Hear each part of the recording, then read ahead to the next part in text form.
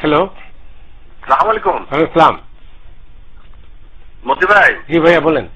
আমি এই যে দুইটা উপজেলা নির্বাচন প্রথম পর্যায়ে দ্বিতীয় পর্যায়ে হলো, আমরা দেখলাম জাতীয় পার্টি সংসদের বিরোধী দল মাত্র 2টা আসন পেয়েছে।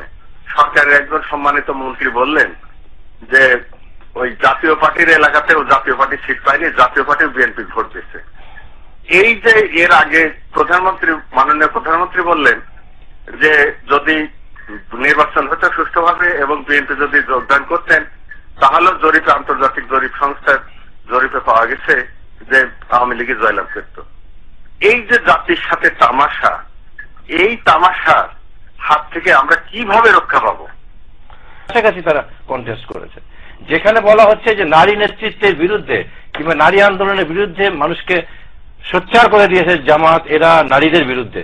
অথচ 19টা ভাইস প্রেসিডেন্ট মহিলা আসনে জামাত জিতেছে, 20টা আসন তারা জিতেছে উপজেলা আওয়ামী লীগের কাছাকাছি। তাও ভোট চুরি করার পর, এত হত্যাকাণ্ড, এত গ্রেফতার, এত কিছুর পরেও।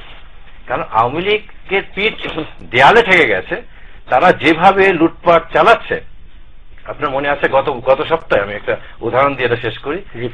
গত সপ্তাহে ব্রিটেনে একটা ইয়াং তরুণী তার গালে টোল পড়ার জন্য প্লাস্টিক সার্জারি করেছে, যাতে তাকে খুব সুন্দর দেখা যায়। পরে প্লাস্টিক সার্জারিটা ভুল হয়ে যাওয়াতে এখানটা গর্ত হয়ে গেছে। তাকে এমন খারাপ দেখাচ্ছে, সে এটাকে সমাধানও করতে পারছে না।